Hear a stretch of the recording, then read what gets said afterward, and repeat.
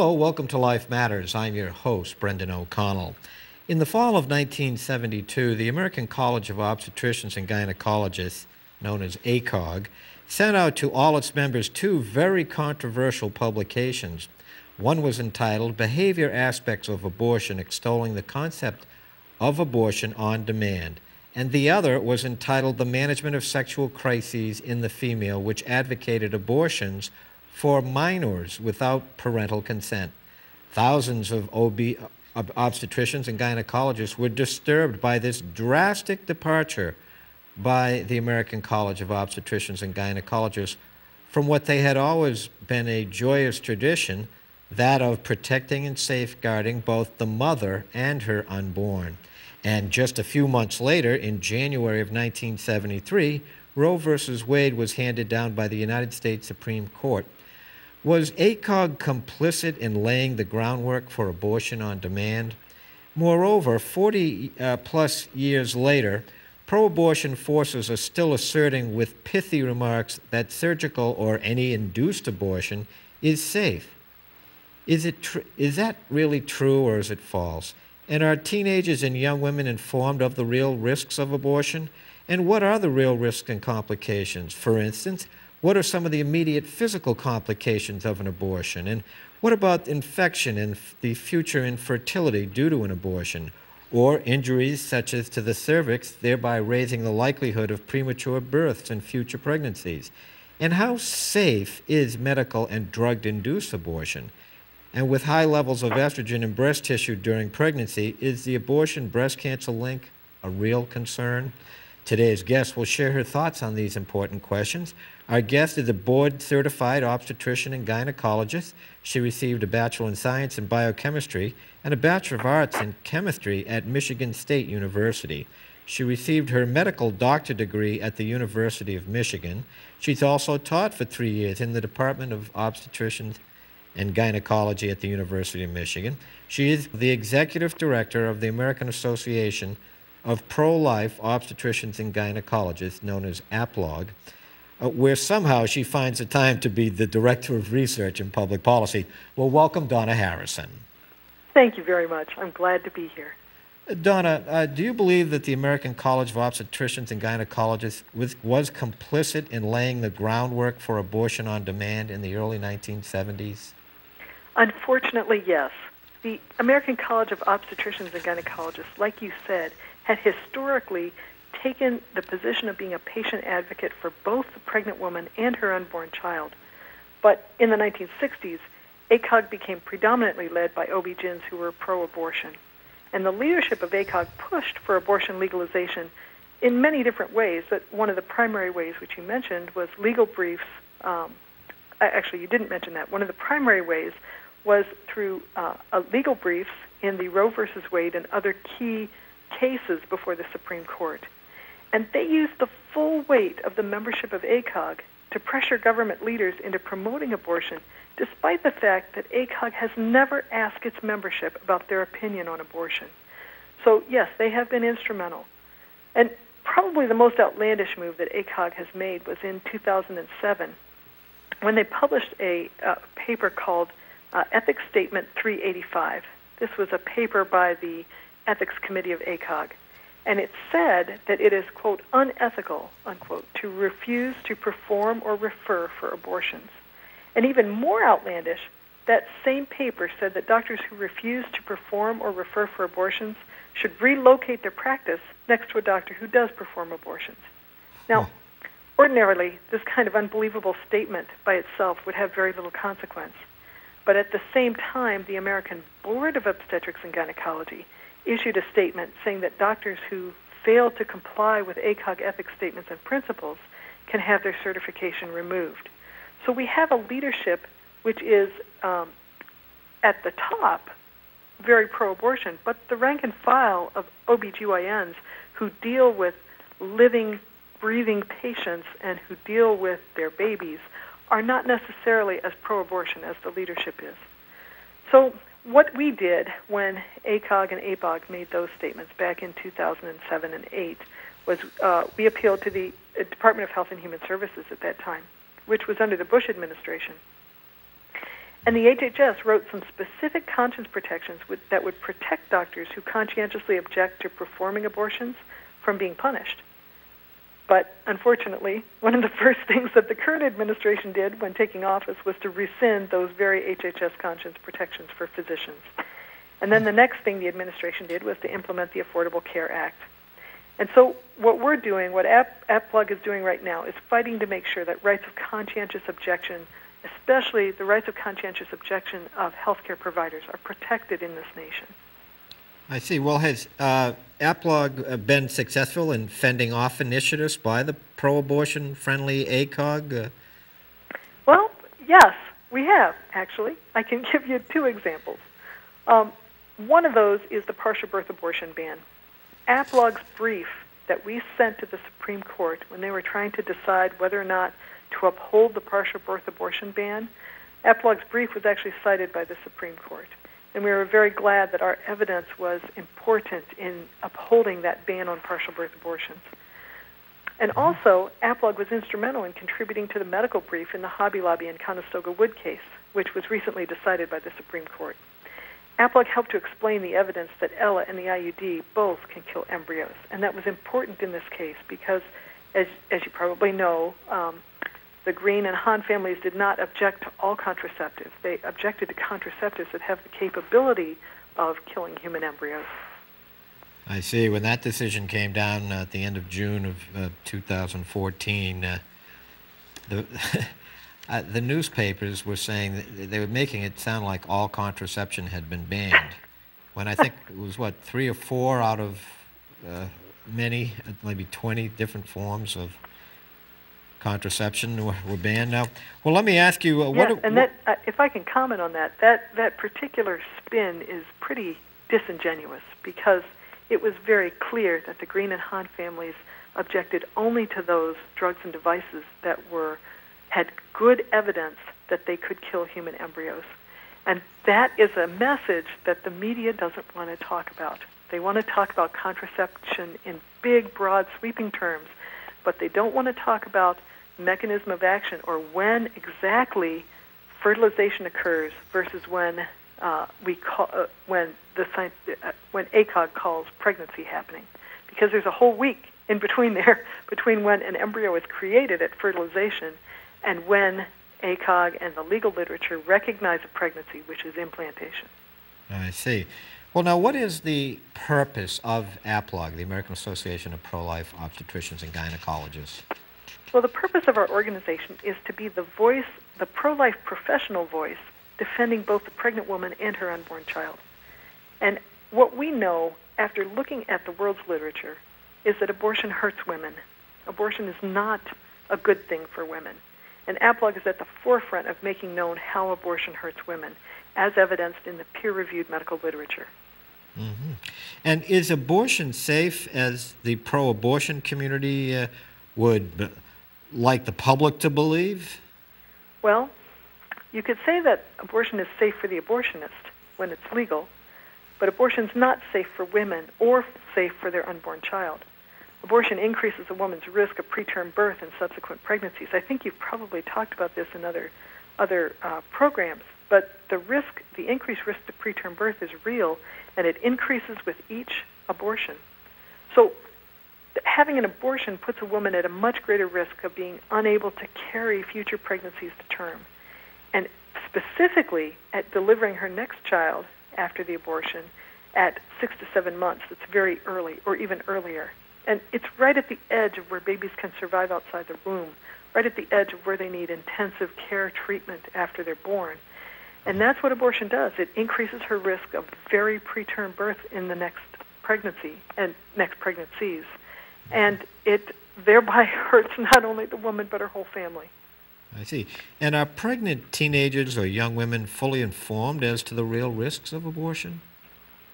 Well, I don't think so. And the reason I don't think so is because many states do not have informed consent laws. Now, abortion providers don't really want to discuss the risks with patients, and there's more risk than just the preterm birth. There's actually a risk of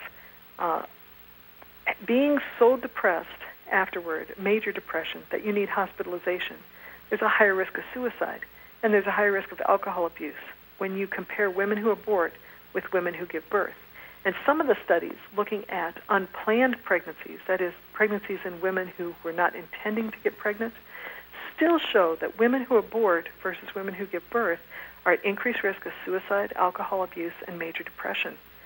And not only that, but there's also the risk that if a woman aborts a first pregnancy or pregnancies before she brings a pregnancy all the way to term, that those women who abort before a term pregnancy are at increased risk of breast cancer. And that's especially true if they have a family history of breast cancer or if they have abortion in their teenage years. And when a woman has a chance to actually look at those risks, many times she changes her mind. But abortion providers don't want to discuss this because it's bad for their business. So to give a woman time to find out and consider the risks to her own body is not something that often happens without states actually enforcing informed consent legislation. Now, many states do have informed consent legislation, but it should be standard of care for all the states because informed consent is the standard of care for any other medical procedure, and full informed consent before abortion should be required in all states. Mm-hmm. Well, now let's specifically talk. What are some of the real risks and complications of having an abortion? For instance, are there immediate physical complications of an abortion? Yes, there are. There's immediate risks and there's long-term risks. And there's risks from surgical abortion and there's different kinds of risks from medical abortion. So I'll talk about all of those. The risks of any surgery are the risks of bleeding, infection, and damage to the organ that's being worked on or the organs that are nearby. So for an abortion, the risks of abortion increase the further along a woman is in her pregnancy. So while the risks may be small at 8 weeks, by the time she gets in the second trimester, 12, 13, 14 weeks, those risks have dramatically increased. And by the time she gets 20 weeks pregnancy, the risks of having an abortion are actually greater than the risks of carrying the baby to term and having delivered. So when we look at those risks, what we see, the risk of bleeding comes from the fact that there's a lot of blood flow through the placenta.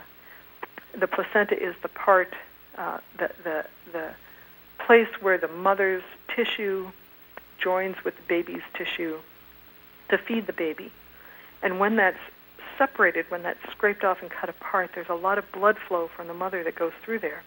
If the uterus doesn't contract down well afterward, the mother can bleed a lot and very quickly.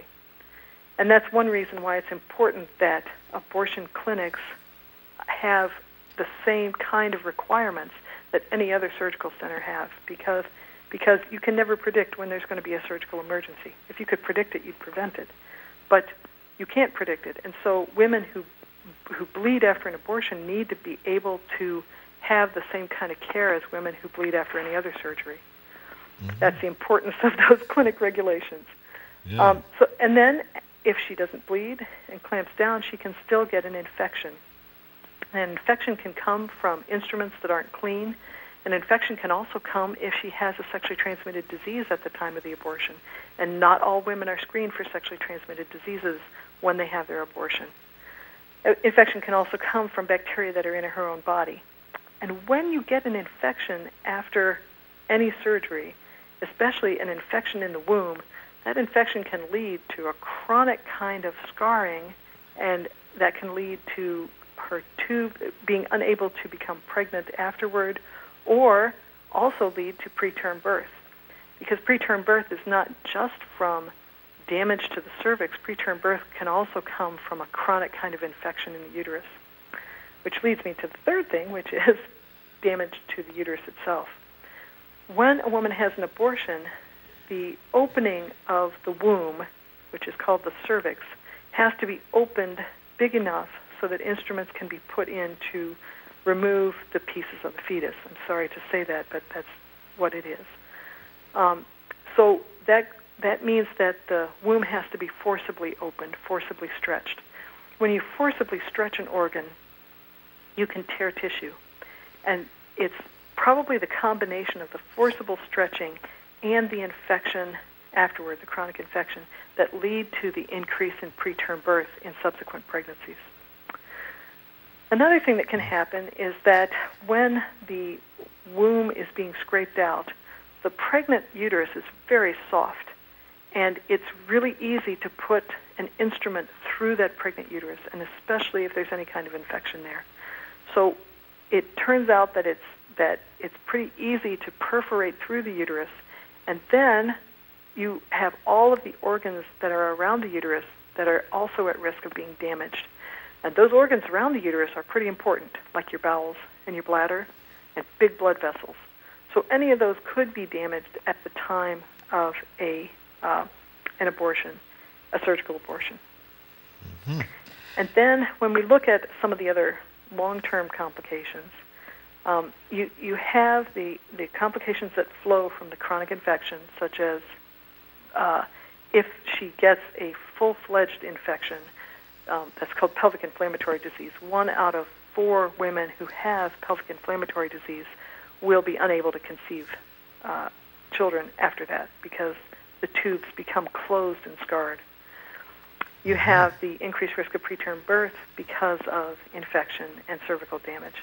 But you also have other issues that we talked about before. And one issue we didn't talk about was an increased risk of something called placenta previa.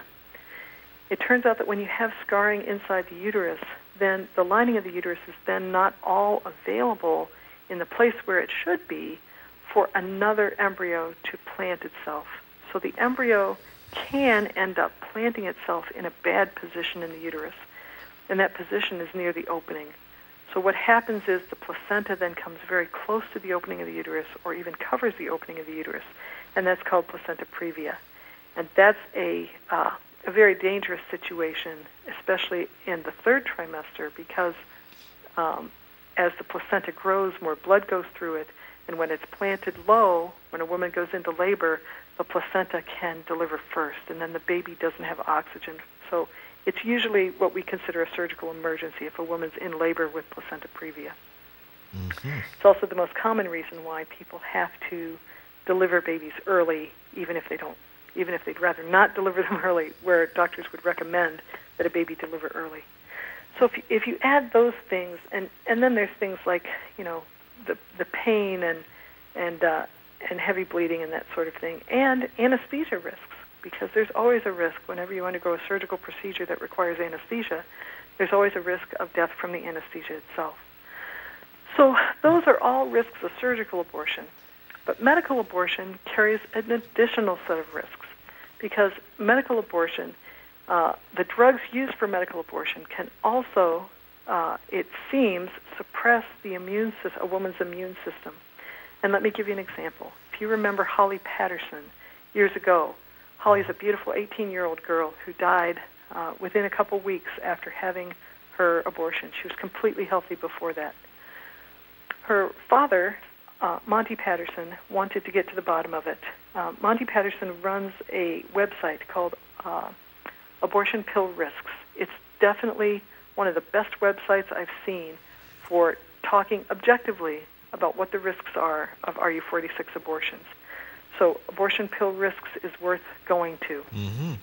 And what they found is that Holly, and also about 8 other women now to count, have died of a really rare bacterial infection called Clostridium sordelii. And Clostridium sordelii is almost 100% fatal. It comes from a bacterium that's a lot like anthrax bacteria, a lot like some other very lethal bacteria, mm-hmm. and it just causes a woman's to become septic and die, and there really isn't much you can do once it's diagnosed. So it turns out about 1 out of every 100,000 medical abortions has a death from Clostridium sordelii. And medical abortions are where you use pills. It's not surgery, and it's self-administered, isn't it? Well, Or is it's it? not supposed to be. Yes, they use pills. There's 2 pills. One's called mifepristone, or RU46. Mm-hmm. The other one sounds a lot like it, but it's called misoprostol, or Cytotec. And those 2 pills are taken at a certain time. Now, the FDA looked over the research when they approved RU46, which is mifepristone, looked over the research and said, this is a dangerous drug. We are only going to allow it to be used until 7 weeks of pregnancy. And that means 3 weeks after a woman has missed her period. That's what 7 weeks of pregnancy means. Because when you miss a period, you're 4 weeks pregnant. That's just the way we count it. So the FDA only allowed it through 7 weeks of pregnancy. And the FDA only allowed it to be used at a certain dosage with a certain timing of the misoprostol. The mifepristone kills the fetus. The misoprostol causes the uterus to contract and squeeze out the fetus and placenta. So you have to have 2 drugs in order for most women to be able to pass all the tissue that comes from being pregnant. So the FDA had very strict guidelines. Well, immediately after it was approved, the manufacturers and the distributors of RU46 abortions ignored the FDA guidelines. They're treating women like guinea pigs. They're using all kinds of different regimens, and they say for study purposes, but they're not doing informed consent or telling these patients that the protocols that they're receiving the drugs under are experimental. And it's a huge ethical breach, and someone needs to call these people on it. But what you have, the situation now, is that RU46 is being given at a single visit, and then the woman's being told to go home and take the misoprostol at home. Well, things that they're not told is that one of the women who died from Clostridium sordelli died from taking the misoprostol by mouth. The other women died by taking the misoprostol in their vagina, as it was told them to do. And the other thing is, if the women take the lower dose of the dose of misoprostol by mouth, it's not actually as effective as if they'd hold it in their cheek. So when you go past 7 weeks, you're talking a failure rate that it can be up to 1 out of 4 patients. It can be up to 23%, depending on how far out the woman is. It could be even higher if she's made a mistake with her dates and she's 10, 11, 12 weeks. She can get into serious risks of hemorrhage and bleeding to death. So this sending women home is not for the benefit of the woman, because then she has to complete the abortion at home with no pain medication or by herself, or she could abort anywhere. I mean, when you take the drug, most women do abort within about 6 hours of taking the drug, but some women don't. Some women wait for days. So it's a horrendous thing, and it has all to do with the convenience for the abortion provider. They don't want to see the women twice. They want to see them once, get their money, and send them out with drugs. And then when she has a complication, what frequently happens is she'll get a recording. If you have problems, please go to your local emergency room. So it is on the fringe of patient abandonment to give women these drugs, these powerful drugs, and then not be there for them when they abort.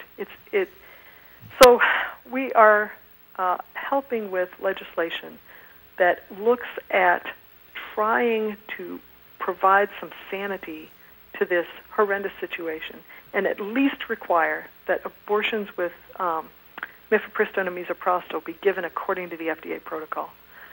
It's not ideal, but it's better than the current willy-nilly situation under which the abortion drugs are being given right now. I see. Well, we've Don, believe it or not, we've run out of time, I think, today. Oh. And I'd like to talk to you about some other topics too here. Perhaps we could have you back on another date. That'd be great. Particularly on the international scene. I know you've been testifying there and doing good work there. How might someone find out about APLOG again? What's the website that they could go to? We have a great website. It's www.APLOG, AAPLOG, that's American Association of Pro-Life OB-GYNs, so AAPLOG.org. And on that website we offer the lists of articles, and we have some other really interesting stuff. So I'd encourage people to go to our website And if you're a doctor or you're a nurse or a midwife or a physician of any specialty, join us. We need you. So you can join via the website. And you can contact us via that website too, or my email, which is prolifeob@gmail.com. Well, thank you so much for being on the show. And we hope you found today's show to be unique, informative, content-rich, truthful, and thought-provoking. Abortion's adverse impact on teenage girls and women can be quite significant. Thanks for watching. I'm Brendan O'Connell, your friend for life.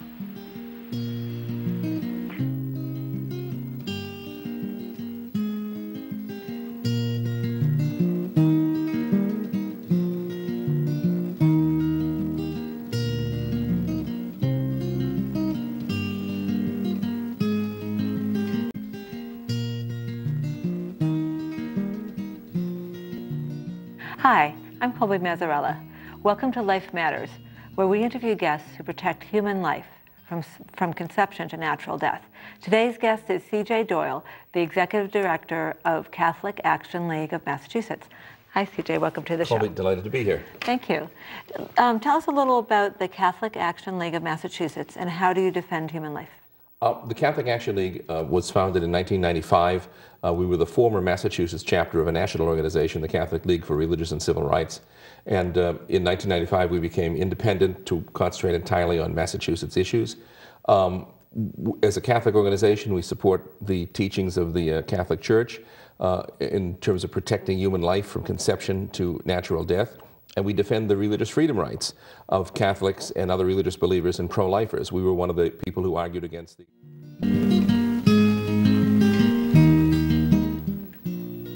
Hello, welcome to Life Matters. I'm your host, Brendan O'Connell. Well, one of the true icons of the pro-life movement, Miss Nellie Gray, passed away in 2012. And they searched around for someone who could fill her shoes, and we think we found that person. Her name is Jeannie Monahan. Well, welcome, Jeannie. Oh, thanks for having me. Jeannie, could you please speak first to the legacy that Nellie Gray left regarding the Right to Life movement and the March for Life, which is really an enormous event down in Washington, D.C. Absolutely. Yeah, I mean, on that, just on your final note there, the March for Life is the largest pro-life